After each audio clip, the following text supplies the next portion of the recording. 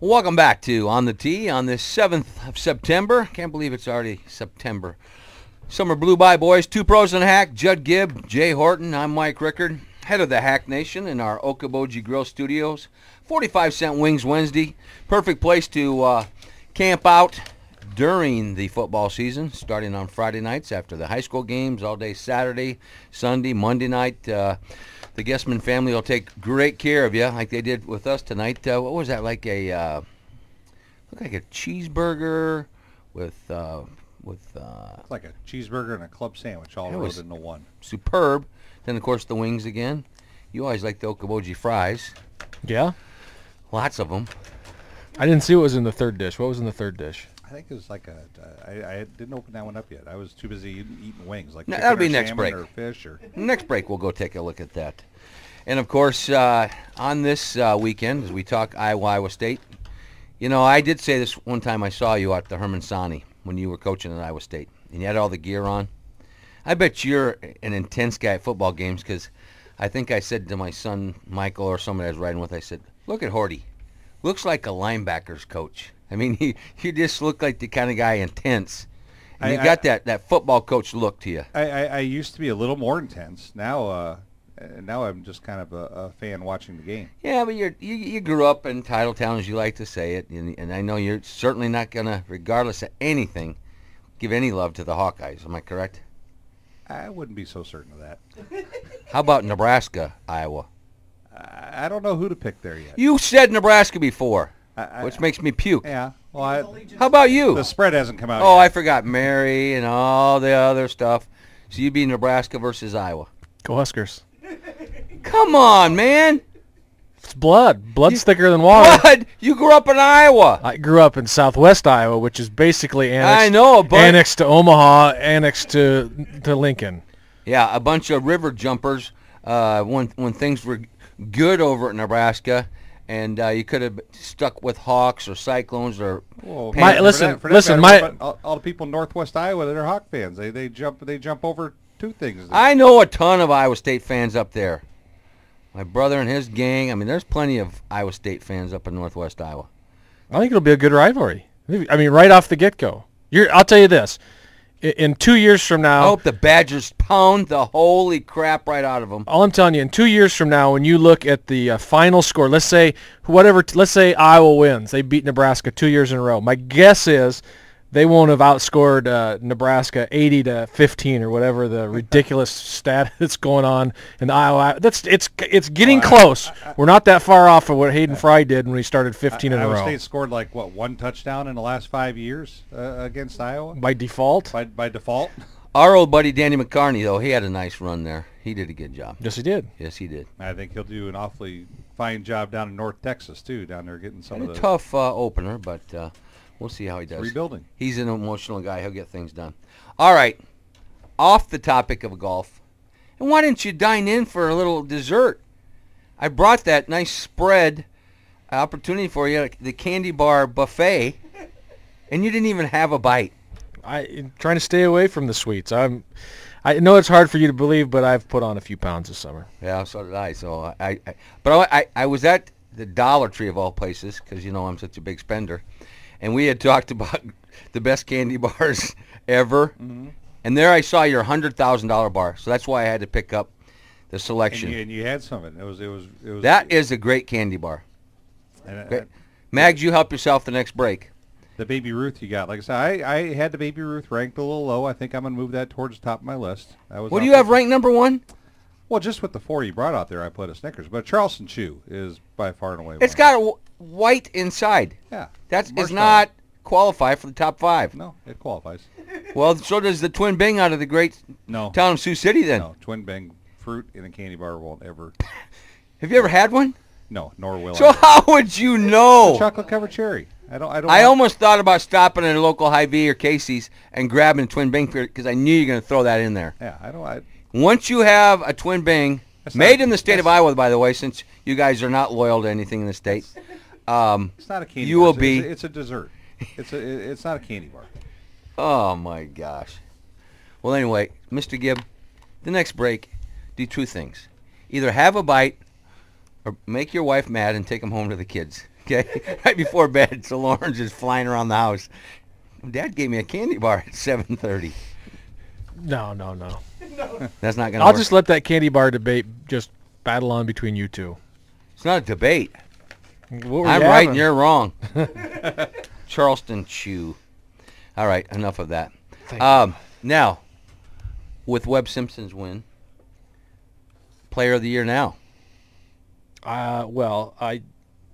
It's getting really dicey. I don't think Keegan Bradley. I think Keegan Steve Bradley, Stricker. on the strength of how he's played the last 2 weeks, has kind of taken himself out of consideration for Player of the Year. Keegan Bradley.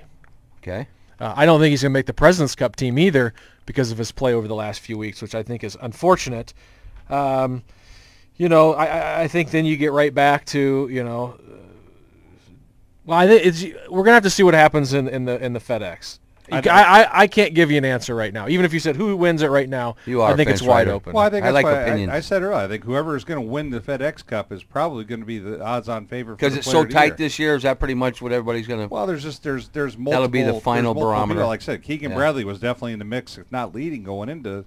But you can't go miscut when it gets down to crunch time. And like Judd said, that's probably going to keep you out. because your U.S. Open champion McIlroy, he's not in the FedEx Cup. Your Open champion winner Darren Clark, he's not in this.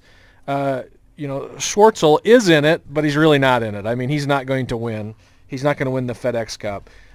So then it comes down to, okay, what are the guys? Because this is a PGA Tour deal. So what are the guys doing in the FedEx Cup? What did they do the rest of the year? And it's I think the three that you can make an argument early on about it are Stricker, Luke Donald, and Webb Simpson. Here's the reality. As we tried to hold on to a audience on September 7th anyway on the tee, we're throwing out names of their guys that have been listening to ESPN all day long and across the state are like, who the hell are these guys talking about? That's the unfortunate thing. So big news today is comments that Nick Faldo makes about Tiger Woods. Did you see those, Judge? I did not see those. See those? I did not. Nick Faldo was asked if he thought that Tiger Woods would win any more majors. Would he ever return to dominance? And he said absolutely not. But he wasn't intense about it. He said Tiger Woods is a little more fragile emotionally than people have ever thought. And that's probably why he's had some of these personal problems. And he doesn't have the motivation. You have that many championships and everything's going through. He says, I just don't see it happening. But then on the other side of it, Darren Clark, 40-some years old, you could get the fire back in your belly. He's 35 years old. I think Tiger has the motivation. I think he's got too much stubbornness in his head to almost not. I don't think he can admit when he's wrong. Arrogance, you mean, or stubbornness? Arrogance, stubborn. I mean, but I think if he kind of took a step back and got a little humble in there and maybe he thinks went he's back gotten several humble. times. That's the problem, and he hasn't. Well, I would say this: if you would go back to 1964 and say Arnold Palmer will never win another major championship, or if you go back to 1985 and say Tom Watson will never win another major championship, people would look at you and say, "Oh my God, you know nothing about this game. These two guys are at the top of their games. They will win and win again." Tiger Woods has went through a lot of stuff. Now he did it to himself, but he still had to go through this. He's lost his family, he's lost his game, and now he's rebuilding things, and it's different. And and I think Nick Faldo's an interesting guy to comment on this he because shouldn't be commenting. No, because he's but he has got insight. He lost his family. And what happened after all those things happened to him? I mean, he went through some real life-changing deals, and he never got He back was to a that hole. level. Remember back in the day, and now he's Yeah. gregarious and outgoing. And Well, he said, I don't need to be friends with the number 2 and 3 players in the world. I want to beat them all the time. And once I stopped competing, then I'd love to have friends. But it wouldn't shock me if Tiger won another major. It certainly wouldn't shock me if he didn't, because right now the path that we're seeing him on, and we're not going to see him until the Fries.com Open, whatever that is. Well, we've had John Hawkins on here, the Hawk, several times from the Golf Channel, and they asked the Hawk today on Golf Central his opinion on it. He said, "You know what?" He said, "I watched Tiger practice putting for 20 minutes before the Masters." He says, "That's not the Tiger Woods that we saw the intensity." He said, some of that passion and that drive, he says, but Nick Faldo, you just figuring this out now to make those comments? We've been talking about it for months and months and months that the fire's not there in his belly. I love the fact that John Hawkins came on this show, but he's not Nick Faldo. So I agree. You know what I'm saying? Nick Faldo comes out at this point, and Nick Faldo's a peer. He's not only a peer in golf, a guy that's won multiple majors, a guy that was a #1 player in the world and could certainly understand, to a certain extent what Tigers went through. Faldo never really lost his game. I mean, he didn't, he never went to another instructor. He kind of left David Ledbetter there at the end, but his career was, maybe somewhat over at that point. I don't have a problem with Nick Faldo coming out. Maybe it is a little bit of piling on going on, but Nick Faldo's not a media guy.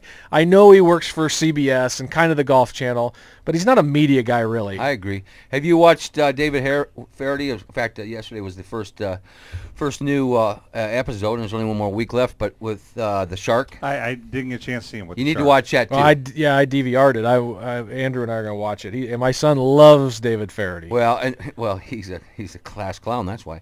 But David Feherty is in the remote ranch of Greg Norman somewhere in Colorado, and Greg Norman doesn't want anybody to know where it's at, so he doesn't quite describe it.